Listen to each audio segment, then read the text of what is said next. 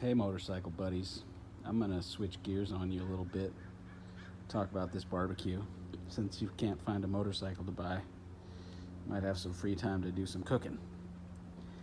And if you have a chance to find one of these on Craigslist, I suggest you buy a used one.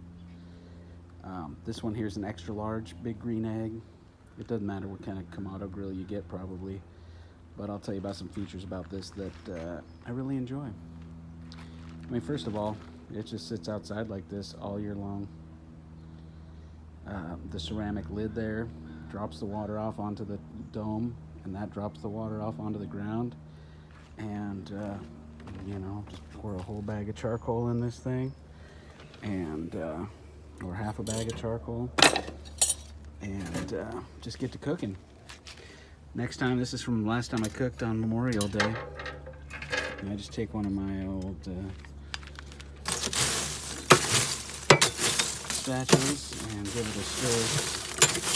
You can see the holes down there, the little chunks of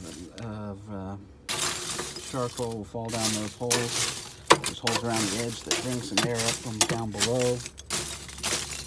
And we just give it a stir like that and relight it with a little gas torch. And down here, those little chunks of charcoal that fall through will end up down in here. And when ashes and little chunks of charcoal fall down through like this, they'll fall into that and heat it up and set that on fire down there. So basically, you end up with very little waste. And I told you already, I started with this thing. I cooked a bunch of burgers and caramelized onions, and it was running for a few hours on Memorial Day. And that's the charcoal that's left in it from basically being empty and pouring a half a bag in there. So really cool. You just shut the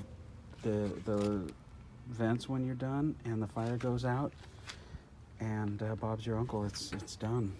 I got a little accessory here for a light that goes in here so that when I'm grilling in the winter at night, I can see what's going on. It's a pretty heavy unit. This top comes off, and this top goes on here, and you can set it for like your gross adjustments and your fine adjustments. But basically, with these slots open on the rotary cap, and the thing cracked about that much maybe, this gauge right here will sit at 250 for 16 hours, 20 hours. Then there'll be charcoal left over for next time. And then this little bottom vent, you just barely crack it, and it runs and runs and runs. So really, I think there's cool other grills on the market that are cool. I have a PK grill that I like also. It's a kind of a more portable grill, but I can't just leave it out here in the weather with charcoal in it and expect to have dry charcoal next time. It's fine in the summer, and it's sealed up enough that when you shut the vents that the fire goes out and you got charcoal left over, which I think for me, a bag of charcoal will last me a month with this thing. And we finally found a good deal on one of those wooden scrapers. Boom, there it is, ready for next time. You got to be a little careful when you fire these up. This gauge goes to 700, 800 degrees. And one of the fellows that I used to work with a bunch said, yeah, that thing, I'd always start it up, and I'd go to the grocery store to get my meat, and I'd come back, and it would say it was at 300, and I'd open the grill, and it would burn all the hair off my arms because it had already gone all the way around. So, if you want it real hot, you want to steer some steaks, you just open it wide up, and if you're cooking at 250, let's say you're cooking at 250, and you've got the lid on this way, and you open the lid, and you close the lid, and your lid ends up looking like that, you're in for trouble, because this thing might go up to bury the needle hot if you don't go, whoops.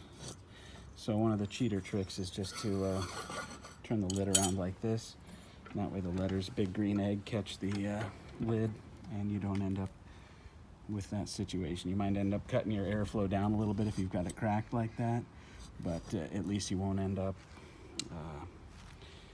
you know, burning the crap out of your meat if you're doing a slow and low for hours. So there it is. Go Cougs, go Hawks, go Big Green Egg.